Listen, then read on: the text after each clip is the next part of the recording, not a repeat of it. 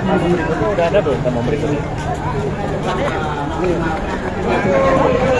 Nah, selesai. Kita punya narasumber ya.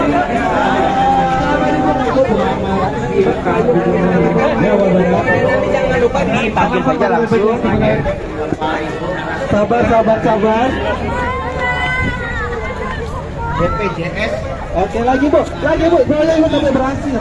Oke, nggak apa-apa bu. Keluar shot di mana ya? Kebijakan penjaminan manfaat rujukan pada Pak Ahmad Zakaria.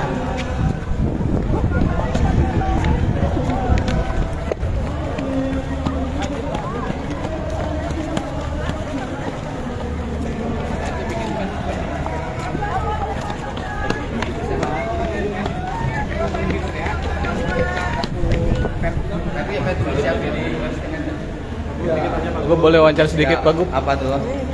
Soal pertemuan tadi Pak Gup, acara Ya tadi kan ini salah satu rangkaian bagaimana kita melakukan sinergi ya. Jadi komitmen Jabar untuk pekerja informal juga menjadi komitmen yang sama dari Kemenko yang menangani tentang Kemenko PMK. Dan kita kan sudah berjalan mulai bulan ini, kita membayarkan jaminan untuk dari 500.000 oleh provinsi, 500.000 oleh Pemkot dan Pemkap secara bersama. Mudah-mudahan ke depan bisa lebih banyak lagi sehingga Jawa Barat rakyatnya terlindungi. Jaminan untuk survei BPS kemarin TPT naik. Kenapa? Pengangguran naik, survei BPS naik. Iya, itu kan bagian PR yang harus kita selesaikan. Kalau itu naik berarti kan harus ada solusi. Solusinya kan industrinya belum bisa berjalan sampai sekarang. Industrinya kan hari ini baru sampai pembangunan rancang bangun gedung-gedungnya atau tempat-tempat industrinya. Ya tahun depan kan mulai rekrut. Nanti juga akan turun lagi. Kemudian juga hari ini kan memang bukan hanya problem Jabar.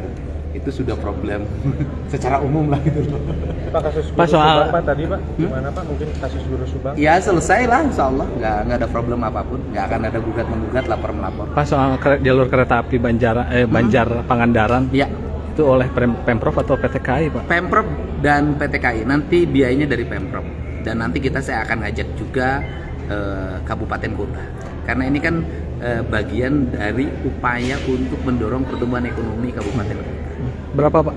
8 triliun. 8 triliun. 8 triliun. Itu dibagi dua berarti ya? Enggak juga, nanti kita tanya kabupaten kotanya mau bersama-sama atau enggak, kan belum tentu. Tapi kalau dalam kacamata saya sih itu bisa dipenuhi dalam waktu 3 tahun ke depan. Kan pembangunan tuh nggak sekaligus, bertahap. Berarti dimulainya tahun depan? Kita harapkan di perubahan anggaran kita sudah mulai. Berarti bikin jalur baru itu atau Enggak. reaktivasi itu Pak? Iya, enggak. Jadi jalur yang sudah dipakai sekarang, teknologinya yang ditingkatkan. Satu misalnya sinyalnya diperkuat, terus kemudian relnya dan bantaran-bantaran dikokohkan, kemudian lokomotifnya diperbaharui. Jadi tidak merubah teknologi, hanya memperkuat teknologi. Berarti tidak ada memasuki pemukiman warga kayak gitu? Tidak ada. Tidak ada ya? Masih rel yang sekarang. Jadi itu kan sebenarnya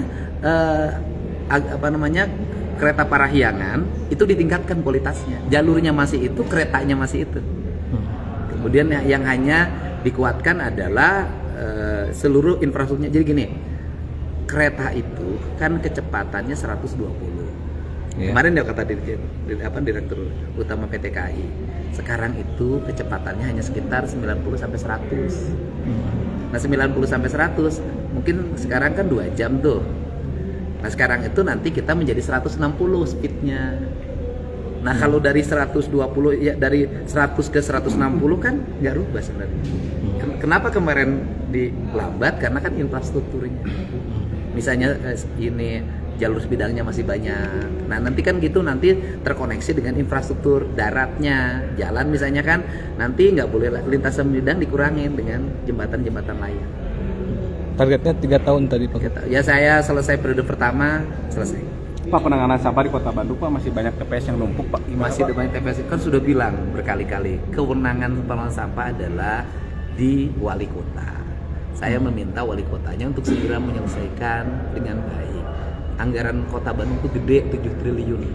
Itu sangat dimungkinkan untuk menyelesaikan masalah sampah dengan cepat, dengan alokasi yang dimiliki. Nah nanti kalau gubernurnya turun lagi dianggap melebihi kapasitas kewenangan yang dimiliki oleh wali kota, gitu ya. Terima kasih Pak Gub. Terkait pinjaman pelanggaran 2002 ini. Ambilkan ya.